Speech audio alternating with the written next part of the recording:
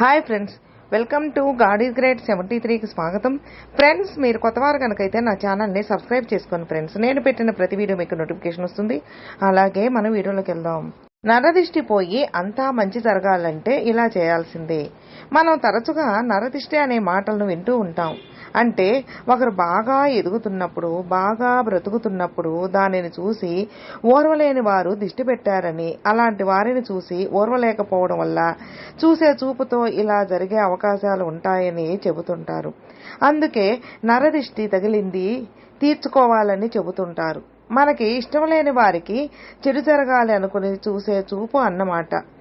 ఈ కనుదృష్టి నివారణకు వివిధ ప్రాంతాల్లో వివిధ రకాలైన నివారణోపాయాలు ఉన్నాయి. అన్ని మతాల్లోనూ ఈ కనుదృష్టి దోషం వల్ల కలిగే లక్షణాలు, వాటికి తగ్గ విరుగుళ్ళు పేర్కొన్నారు.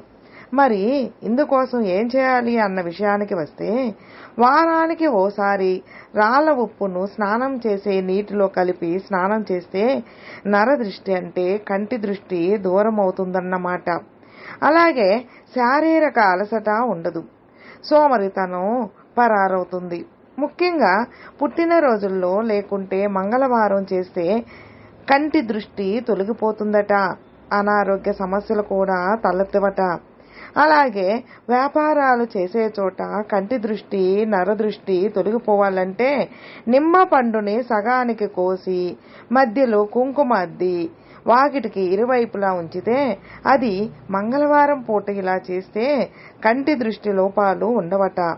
అదేవిధంగా ప్రతి అమావాస్య, పౌర్ణమి, అష్టమి, నవమి వంటి మంచి తిథుల్లో ఉదయం లేదని సాయంత్రం సాంబ్రాణి వేయడం వల్ల నరదృష్టి తొలగిపోతుందట.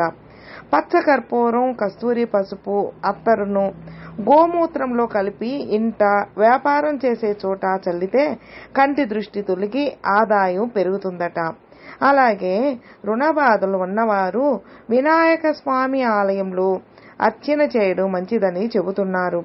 అలాగే కులదైవానికి కూడా పూజ చేయాలని చెబుతున్నారు. వినాయకుడికి అర్చన చేసిన కొబ్బరికాయలోని నీటిని తొలగించి అందులో నెయ్యి లేదా నువ్వుల నూనె పోసి దీపం వెలిగిస్తే అంతా మంచే జరుగుతుందని, మంచి ఫలితాలు కనిపిస్తాయని చెబుతున్నారు. ఈది బాధలు తొలగిపోవాలంటే శుక్లపక్షంలో వచ్చే శని ఆదివారాల్లో సముద్ర తీరానికి వెళ్లి ఆ నీటిని తెచ్చుకొని అందులో పసుపు పొడిని కలిపి ఇంట్లో, కార్యాలయంలో చల్లితే కంటి దృష్టి, నరదృష్టి తొలగిపోతుందట. సముద్రపు నీటిలో స్నానం చేయడం ద్వారా కూడా శరీరంలో 7 చక్రాలకు బలం చేకూరుతుందని పండితులు చెబుతున్నారు. వ్యాపారం కలిసి రాకపోవడం, నష్టాలు రావడం, బిజినెస్ సరిగా జరగకపోవడం లాంటి సమస్యలు ఎదుర్కొంటున్న వారు దిష్టి తగలకుండా ఉండాలంటే ఒక గాజు గ్లాసులో నీళ్లు పోసి నిమ్మకాయ వేసి ఉంచాలి. ఈ గ్లాసును అందరూ వచ్చి వెళ్లే చోట ఉంచి నీటిని ప్రతిరోజు మారుస్తూ ఉండాలి. నిమ్మకాయని ప్రతి శనివారం మార్చాలి. నరదిష్టి, కనుదిష్టి వల్ల ఇంట్లో ఉన్న విలువైన వస్తువులు నష్టపోతారు. ఒక తెల్లటి బౌల్లో రంగురంగుల రాళ్ళు లేదా పూసలు వేసి ఉంచితే ఫలితం ఉంటుంది. పుట్టిన పిల్లలకి చూడటానికి వచ్చిన వాళ్ళు వెళ్లిన తరువాత అకస్మాత్తుగా అనారోగ్యం కలగవచ్చు. ఈ దిష్టి పోవాలంటే చేతిలో ఉప్పు వేసుకుని పిల్లల తల చుట్టూ అటు ఇటు 3 సార్లు తిప్పి ఆ ఉప్పుని నీటిలో వేయాలి. అలాగే హాలులో పశ్చిమ దిశలో ఆక్వేరం ఉంచితే ఇలాంటి సమస్యలు సమసిపోతాయి. అలాగే ఈ నరదృష్టి అనే మాటను మనం తరచుగా వింటూనే ఉంటాం. ఇది చాలా ప్రమాదకరం. ఒకరంటే శత్రుత్వం లేదా వారంటే పడకపోవడం వల్ల చూసే చూపుతో ఇలా జరిగే అవకాశం ఉంది. ఇంకా స్పష్టంగా చెప్పాలంటే మనకు ఇష్టం లేని వారికి చెడు జరగాలి అనుకుని చూసే చూపు అన్నమాట. ఈ కనుదృష్టి నివారణకు వివిధ ప్రాంతాల్లో వివిధ రకాలైన నివారణోపాయాలు ఉన్నాయి. అన్ని మతాల్లోనూ ఈ కనుదృష్టి దోషం వల్ల కలిగే లక్షణాలు, వాటికి తగ్గు విరుగుళ్ళు పేర్కొన్నారు. కనుదృష్టి తగలడం వల్ల కలిగే పరిణామాలు, వాటి విరుగుళ్ళేంటో ఇప్పుడు మనం తెలుసుకున్నాం. వారానికి ఓసారి రాళ్ళ ఉప్పును స్నానం చేసే నీటిలో కలిపి స్నానం చేస్తే నరదృష్టి అంటే కంటి దృష్టి దూరమవుతుంది. శారీరక అలసట ఉండదు.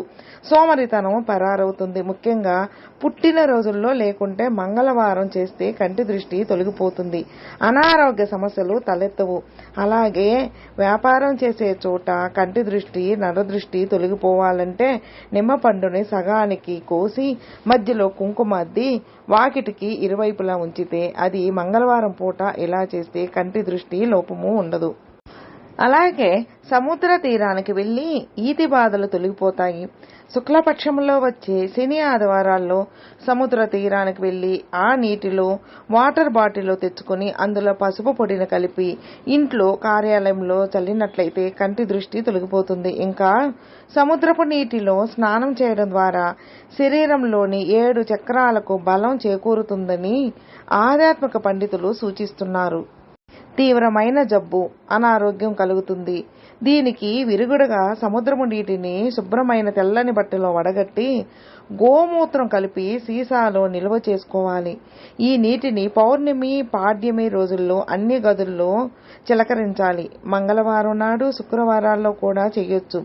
దీనివల్ల దృష్టి దోషం పోవడంతో పాటు తీవ్రమైన జబ్బులు తగ్గుతాయి. కనుదిష్టి వల్ల పెంపుడు జంతువులకి ఆకలి తగ్గిపోవడం లేదా నిరంతరం జబ్బు పడడం లాంటివి జరుగుతాయి. మీ జంతువులను పసుపు నీటితో కడగటం వల్ల చెడు దృష్టిని దూరం చేసుకోవచ్చు. వ్యాపారంలో నష్టాలు కలిసి రాకపోవడం, పోటీదారులు లేదా శత్రువుల కనుదృష్టి వల్ల వ్యాపారంలో నష్టపోవడం లేదా సజావుగా సాగకపోవడం వంటివి జరుగుతాయి. వ్యాపారంలో దిష్టి తగలకుండా ఉండాలంటే ఒక గాజు గ్లాసులో నీళ్లు పోసి నిమ్మకాయ వేసి ఉంచాలి. ఈ గ్లాసును అందరూ వచ్చి వెళ్లే చోట ఉంచి నీటిని ప్రతిరోజు మారుస్తూ ఉండాలి. నిమ్మకాయని ప్రతి శనివారం మార్చాలి. అలాగే వాస్తు నష్టం, నరదిష్టి కనుదిష్టి వల్ల ఇంట్లో ఉన్న విలువైన వస్తువులు నష్టపోతారు. ఒక తెల్లటి బౌల్లో రంగురంగుల రాళ్ళు లేదా పూసలు వేసి ఉంచితే ఫలితం ఉంటుంది. పుట్టిన పిల్లలని చూడటానికి వచ్చిన వాళ్ళు వెళ్లిన తర్వాత అకస్మాత్తుగా అనారోగ్యం కలగొచ్చు. ఈ దిష్టి పోవాలంటే చేతిలో ఉప్పు తీసుకుని పిల్లల తల చుట్టూ అటు ఇటు 3 సార్లు తిప్పి ఆ ఉప్పుని నీటిలో వేయాలి. అలాగే హాలులో పశ్చిమ దిశలో ఆగ్నేయం ఉంచితే ఇలాంటి సమస్యలు సమసిపోతాయి.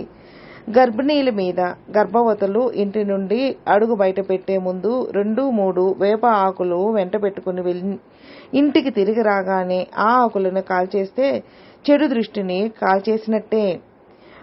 ప్రవచనకర్తలు లేదా తరచూ బహిరంగ సభల్లో ప్రసంగించే వారిలో కనుదృష్టి వల్ల గొంతు సమస్యలు రాకుండా ఉండాలంటే రావి చెట్టు చిన్న కొమ్మని గుమ్మానికి వేలాడదీసి అదే చెట్టు నుండి మరొక చిన్న కొమ్మని ముక్కలు చేసి జేబులో పెట్టుకోవాలి. ఇది ఇంటి నుండి చెడు దృష్టిని పారదోలడానికి చక్కటి నివారణ సాధనం. ఇక పిల్లల చదువులు సంబంధ బాంధవ్యాల మీద చెడు దృష్టి పడకుండా ఉండాలంటే వేయించిన పటిక, మిరపకాయ, నిమ్మకాయ లేదా పెద్ద షీషల్ అంటే గవ్వ విరుగుడుగా పనిచేస్తాయి. తమకి ఏది నప్పుతుందో చూసుకుని ఆ పద్ధతిని పాటిస్తే చెడు దృష్టి నుండి పిల్లల చదువులను మన సంబంధాలను కాపాడుకోవచ్చు. నరదృష్టి అనేది బాగా బ్రతికే ప్రతి ఒక్కరిపై పడుతూ ఉంటుంది. కాబట్టి జాగ్రత్తగా ఉండండి సుమా. ఫ్రెండ్స్ విన్నారుగా. ఫ్రెండ్స్ మీకు ఈ వీడియో నచ్చితే లైక్ చేయండి, మీ ఫ్రెండ్స్ షేర్ చేయండి. సబ్స్క్రైబ్ చేసుకున్నట్లయితే ప్లీజ్ సబ్స్క్రైబ్ చేసుకోండి. నేను పెట్టిన ప్రతి వీడియో మీకు నోటిఫికేషన్ వస్తుంది. అలాగే మీ అభిప్రాయాన్ని కామెంట్లో మెసేజ్ చేయండి. ఓం నమః శివాయ నమః.